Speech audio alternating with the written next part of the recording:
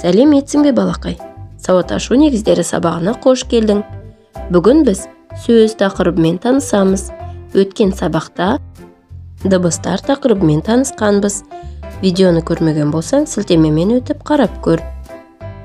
Каналымызға тіркеліп, қоңырауды басып қой. Мына суретке зер салып қара. Суретте балалар не істеп жатыр?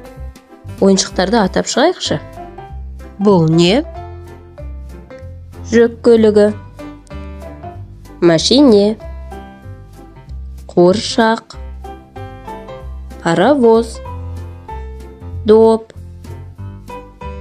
ұшақ, робот, конструктор, қонжық,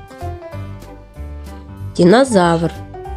Бұлардың бәрі де заттың атын білдіреді. Оны балалар сөз деп атаймыз. Сөзді осындай төртбұрышпен белгілейміз. Сөз белгілі мағына білдіреді. Мына суретке зер салып қараңдаршы. Әр топтағы заттарды бір сөзбен ата.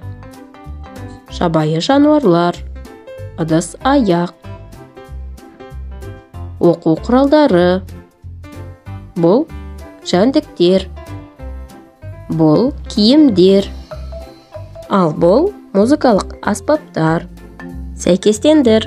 Суреттегі заттың аты ұзақ болса, ұзын таспаға, ал қысқа болса, қысқа таспаға қос.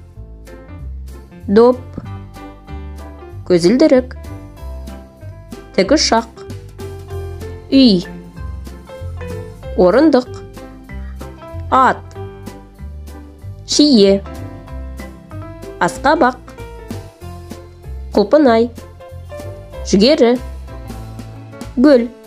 Тыңда, орында. Алақанның біреуін кері қарай бұрайық. Алақанның дем алсын, қол үстінен ұрайық. Бірге қайталап, саусақ жаттығуларын жасайық. Балақай, үзік сызықтарды бастырып жаз. Жұмыс дәптеріңнің 9-шы бетіндегі 4-ші, 5-ші тапсырмаларды орындай қой. Келесі кездескенше қош, сау бол.